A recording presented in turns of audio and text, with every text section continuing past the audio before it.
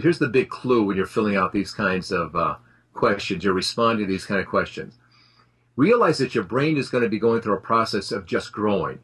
When you look at a question and you're just not sure, don't get upset and frustrated with yourself. Go to the next question and keep doing that till you go through the questions. But as you answer these questions, and even if you're just asking yourself these questions, what you'll start doing is a process of your brain figuring out what the answer is. Okay. Our brains are a lot smarter than we realize. So yes? This is quite interesting. So basically what you're saying is that if, let's say, people start this exercise, they get the binder, and also just to let people know, I'm going to have all the questions that I was going to ask Maikel with this interview, so you could actually go out, get the binder, get the sheets, and start doing that.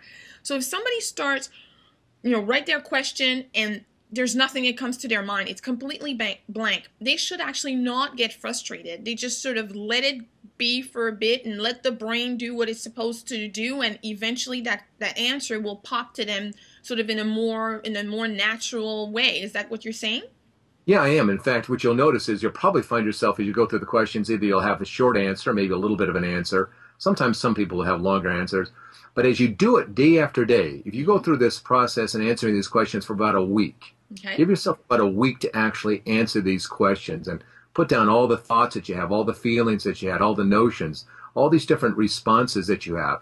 You're going to find that you're going to start filling this binder up with a lot of very interesting stuff about you and about where you're going and what you want to accomplish. Okay. Now, once you've done that, the next thing to do is go out on the internet and do some searches on Google. Do some image searches on Google or Yahoo and start looking for images that correspond to your answers to these questions.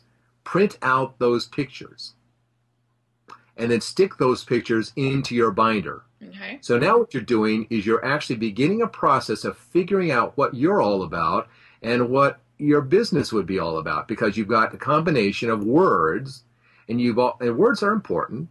They give us specificity, but the pictures also give us emotion. This is what it feels like. This is what it looks like.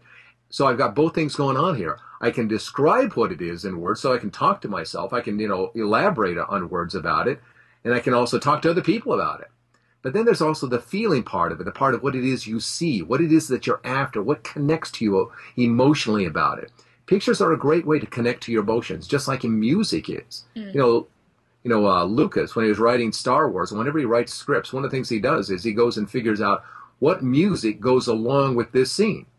So he'll listen to the music as he writes the scene. A lot of writers work that way. They'll listen to music, or they'll go look at art, or they'll look at, any number of things to get inspired, get connected to, get their brain working in this direction of what it is that they want to create. Well, your people that are looking to create businesses, that's what they're doing. They're going to create a business. Keith Richards, whenever he sits down, this is the lead guitarist for Rolling Stone. Yes. He comes out with new licks. You know what he goes and does? No. He goes and listens to classical music. He'll listen to it for weeks. Really? Yes. That's shocking. He listens to it, and then after a while, he'll bring out his guitar, and he'll start playing electric guitar to this classical music, and he'll keep playing around and playing around. And then one day, there's this break that he has, and then he goes, okay, this is what it is. Dun, dun, da, da, dun, da, da, da, dun, that is brilliant. That's what creative people do. That's brilliant. I know I listen to music all the time when I'm writing, and sometimes I need a specific type of music to really get me going and whatnot. So basically what you're saying, in other words, is you're basically instructing people to create their dream book. Very much so. So what they want, and sort of images so that they can see what it is that they want, and then using the power of music and that sort of other component of our the way we think and whatnot to really just like get that juice flowing and really creating that vision that we have for our dream life. Yeah, and you look at that again, what are you doing? You're going through a process of clarity. You're going through a process of conviction. Yeah, that really feels right to me. That just comes together. It's just me. Now you've got the clarity, commit to it. Let's do something about it. Then get that going and do it. Wow. It sounds so simple and so easy, but yet it is so complicated because so few people, I hope that people watching this will actually get the binder and they will actually take advantage of the questions that we're going to share with them.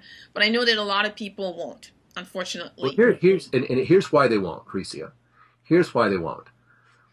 It's a simple thing, and yet it's a very insidious thing. Okay. And that is this. They will say to themselves, yeah, but. Yeah, but.